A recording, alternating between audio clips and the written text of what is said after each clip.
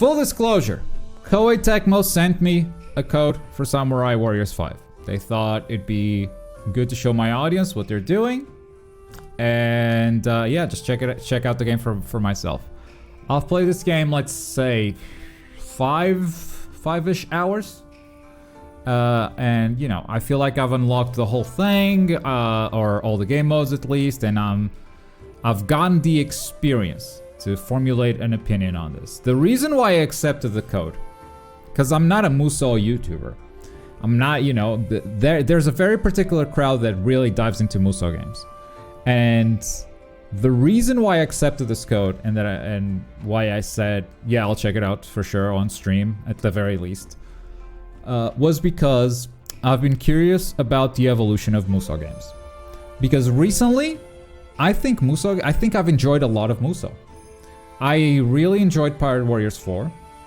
And I've been hearing great things of Persona 5 Strikers. And great things of the Legend of Zelda Hyrule Warriors game. On top of that, even something like Attack on Titan could be considered a Musou.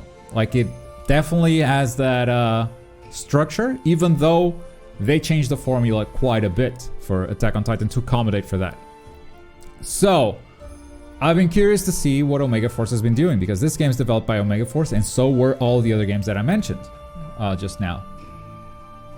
And I can't help but be a little bit disappointed. Not because this is a bad game. I don't think it is a bad game. It is as Musou as it gets, though. And all the innovations that you saw in those other series that I talked about, it feels like they're not here. I'm gonna pick the main character here, Nobunaga and Hattori Hanzo, to showcase two different playstyles. And I do think, even though like these games get the reputation for being, you know, button mashers and all that kind of stuff, I do feel like one thing this game does right is movesets or different characters feel quite different to play in battle. They all kind of do the same. I mean, the objective is to, you know, slay thousands of enemies at the same time while keeping an eye on territories and defeating officers playing the objective. But, you know, I have a slow-ass sword here. It's not super slow, but when I switch to Hanzo, you'll see what I mean. He has some special moves. He hits really, really hard. He's giving me a tutorial because this game is full of systems, and there's a new one where I can control the units. And then I switch to Hanzo. Let's leave the horse for a bit. And this man's a ninja. So he's gonna jump like crazy. He's gonna be super fast. He's gonna create clones of himself. 2, 3. Clones, clones, clones, clones, clones, clones, clones. Clones! Game pauses constantly to give you objectives, which is something that I feel like other games have done better.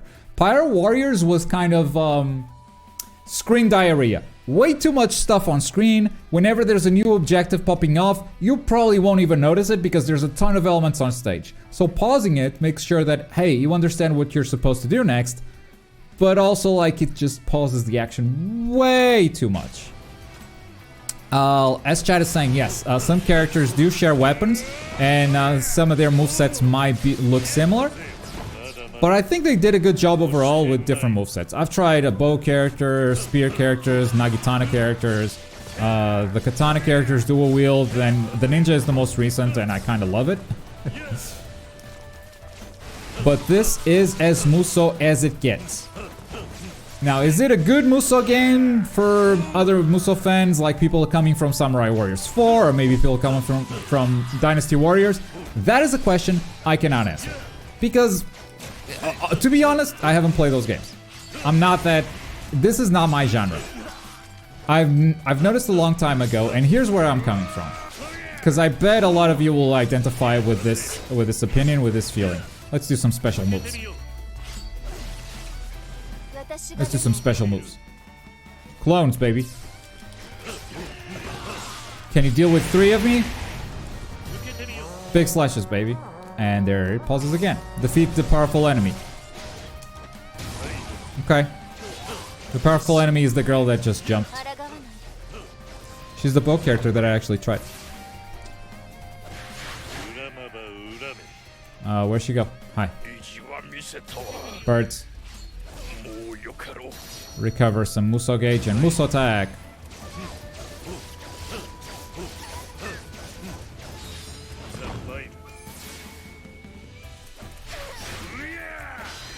we finishing her or what? Oh god, camera. That happens. Anyway, I'm getting distracted. What was I? Oh, the feeling that I got when I first got into Dynasty Warriors. First time I saw it, it was like, this is amazing.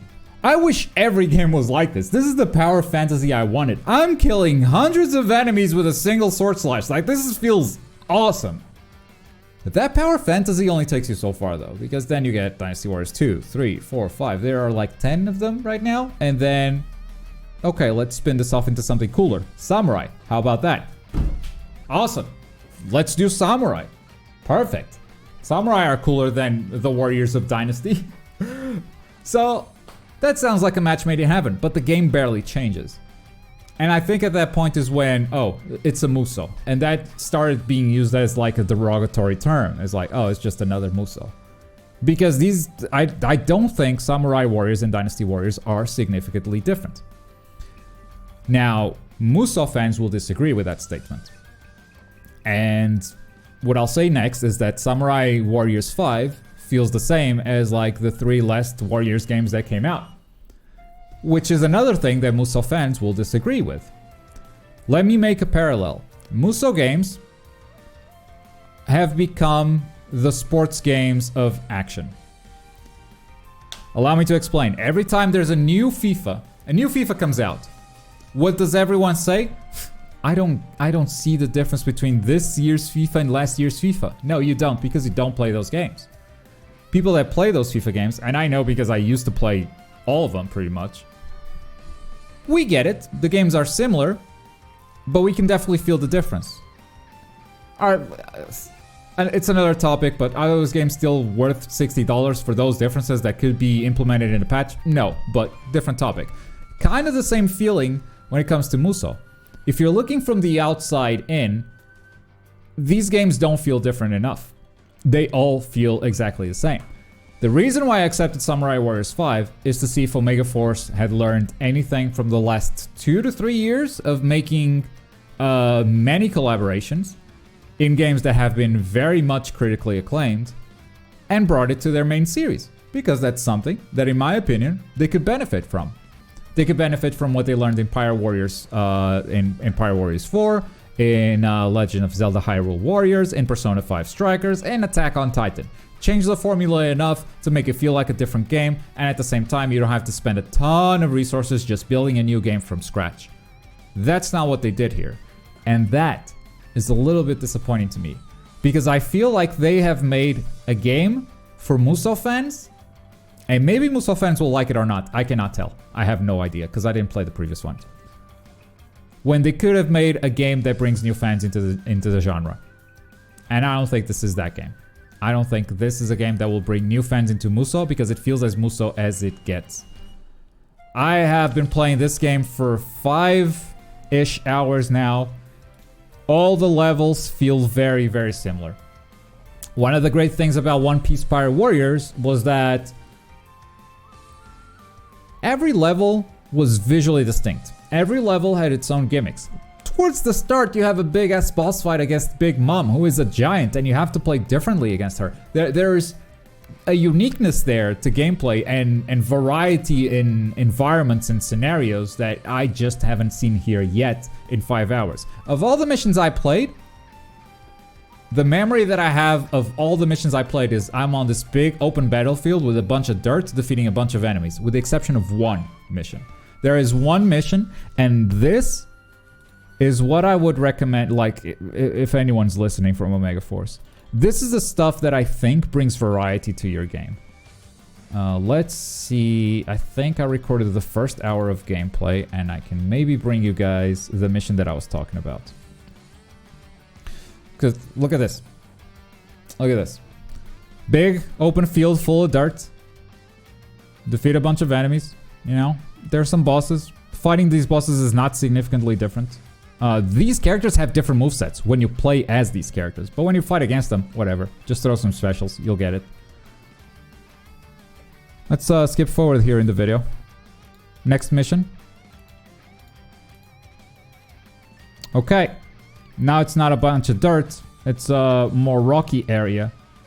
But to me, it's still, I don't know, the grays and browns, it's a different time of day, but that's not, you know, oh, and we're back in dirt. Cool. I mean, 2 levels in a row, maybe the third one will be different. Maybe the third one will be. We're still in the second level.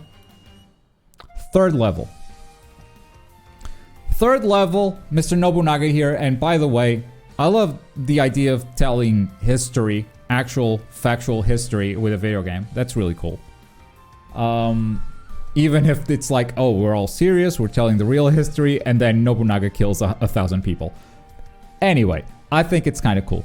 Let's move on to the third mission. Nobunaga has an arranged marriage to establish an alliance with this girl, Owari. So for the wedding celebration, you got some cutscenes, you've got some cool voice acting too. Let me mute the game and raise the volume of the video.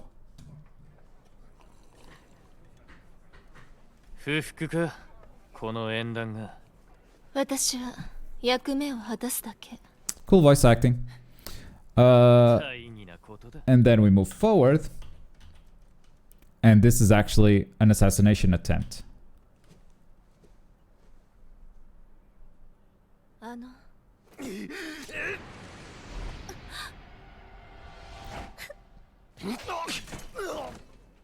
Now, here's why this is the one level that stands out for me from the rest. This was an assassination attempt. This guy protected me. The wife is also there. She kind of doesn't know what's going on, even though it was her clan that tried to kill him. That said, Nobunaga is willing to honor the wedding arrangement because she doesn't know what's going on. So what happens? You're trying to escape. You are not now a gigantic army against an army of enemies. You are legit trying to escape, and look at the scenario. For the first time, we're not outside fighting in the dirt. There's an actual house. And I'm gonna skip around this level a little bit. Because, like, you got the tight corridors, you got the indoors, you got the outdoors. You got the variety that I was looking for. After this level, I haven't seen anything like this again. And it's just been fighting in the dirt. It's just... I don't think the environment variety is there on the level of a One Piece Pirate Warriors. I think the combo structure, although cool, it's still very Dynasty Warriors, doesn't deviate enough from the formula. This is a game for Musou fans, and not a game to bring new fans into the Musou genre.